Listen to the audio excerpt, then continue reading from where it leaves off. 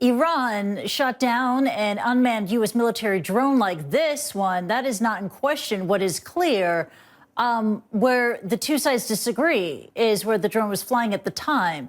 A U.S. official tells CNN that the aircraft was operating over the Strait of Hormuz in international airspace. Tehran counters that the drone was destroyed after it violated Iranian airspace. Now, it comes after the U.S. Navy said that a mine allegedly used to attack oil tankers last week bears a striking resemblance to others displayed at Iranian military parades. And Tehran denies it was involved in any attacks on tankers. Now, we will have a live report from Tehran in a moment. But first, Sam Kiley joins us from Khor-Fakkan. It's a town on the Gulf of Oman in the UAE and close to where those tanker attacks took place. And Sam, first let's talk about what happened with this drone. Exactly what was shot down and where?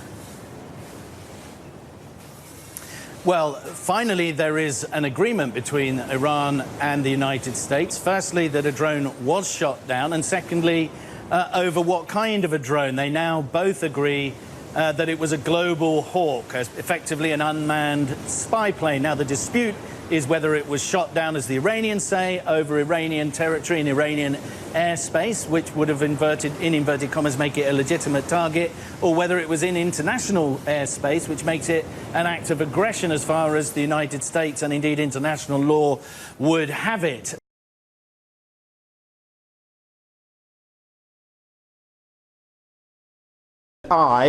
As returning officers of the election for the leader of the Conservative and Unionist Party, can now declare the results of the third ballot. The total number of votes cast in today's ballot was 313. The total number of ballot papers rejected was 0. The total number of votes given to each candidate in alphabetical order were as follows: Michael Gove, 51. Jeremy Hunt, 54. Sajid Javid, 38. Boris Johnson, 143. Rory Stewart, 27.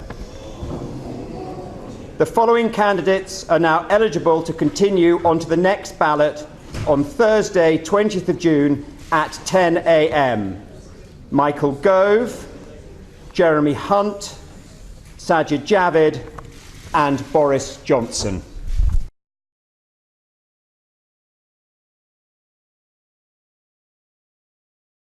It's been less than 6 months since this handshake.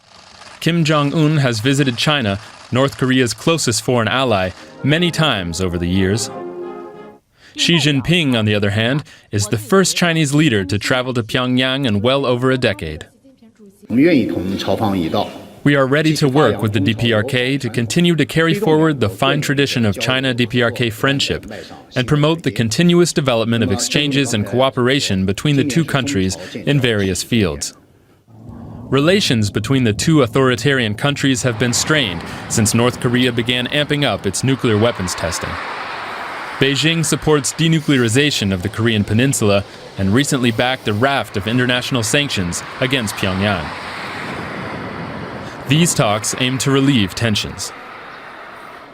The U.S. will be watching closely. A summit between Kim and U.S. President Donald Trump in February broke off without an agreement.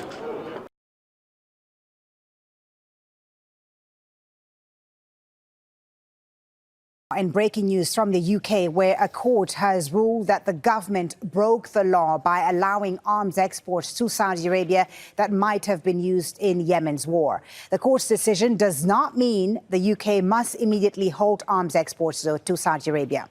Now, the UK has licensed nearly $6 billion worth of arms sales to Saudi Arabia since it began bombing Yemen in 2015. That includes more than $3.5 billion in licenses that cover military aircraft like the Typhoon and Tornado, which are central to the Saudi-led coalition's campaign in Yemen, and around $2.4 billion worth of licenses in precision-guided bombs and missiles. Activists say bombs like the Pave Way 4 have been used against civilian targets. Between 2013 and 2017, the UK accounted for 23% of Saudi Arabia's arms exports.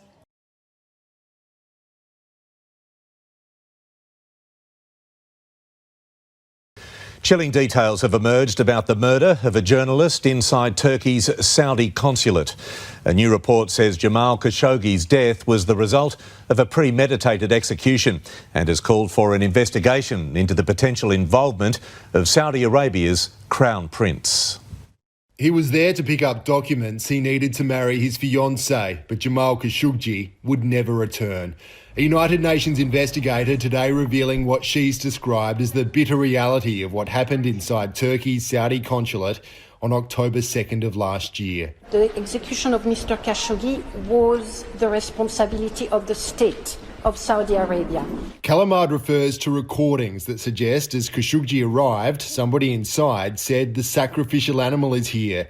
The journalist was confronted with a demand that he return to Saudi Arabia. We will have to take you back, he was told. We are coming to get you. The victims heard saying, there is a towel here. Are you going to give me drugs?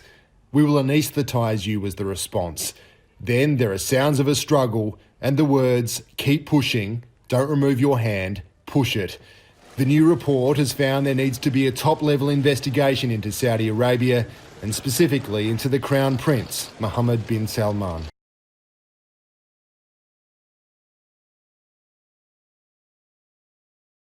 From the Fed to the Feds. They're reportedly investigating Deutsche Bank for alleged violations of anti-money laundering regulations. According to the New York Times, a probe is underway as to how the bank handled transactions labeled suspicious by employees. They include some linked to Donald Trump's key advisor and son-in-law Jared Kushner. A former employee told the newspaper that the bank failed to file a report with the U.S. Treasury, even though she flagged some questionable activities surrounding Kushner's company account back in 2016. Daniel Kopp joins us from Frankfurt. So this is more bad news for Deutsche Bank. Can you tell us more about the transactions being examined in the probe? Yeah, more bad news for Deutsche Bank, and I guess I can tell you, Janelle, that traders here in the financial world in Frankfurt are used to these very bad headlines. But this headline could really bring the lender even more in trouble because it is related to the U.S. president. We have to remember that Donald Trump has been creating about his financial situation quite a mystery during his campaign, but also during the last year, which made people wonder if he could be possibly involved in questionable transactions.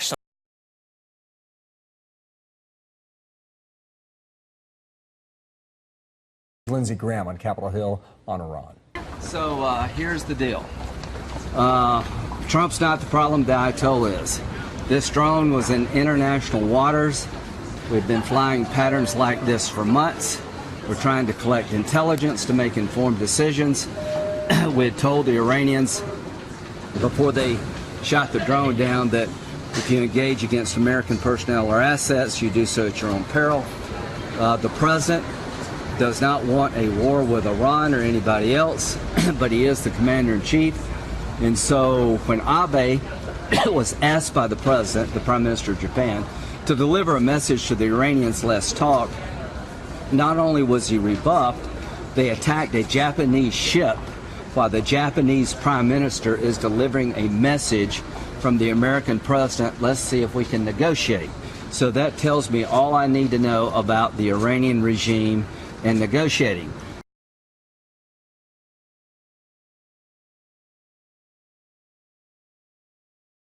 The shooting of former Red Sox star David Ortiz.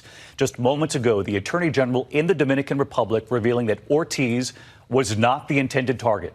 Ortiz, shot in the back more than a week ago, rushed back to Boston for emergency surgery, the bullet going through him and hitting someone else. You'll remember the surveillance showing the moment the gunman opened fire, shooting him point blank. And tonight, was this a case of mistaken identity? ABC's Victor Akendo in the Dominican Republic leading us off. Tonight, dramatic new developments in the attempted murder of former Boston Red Sox slugger David Ortiz, Big Papi. The Dominican Republic's Attorney General and the head of the National Police revealing they believe David Ortiz was not the intended target of the attack. Investigators say the real target was Ortiz's friend, who was sitting at the same table and was dressed similarly to Ortiz. 11 suspects have been arrested so far, including this man, 25-year-old Rolfi Ferreira Cruz, who police say pulled the trigger.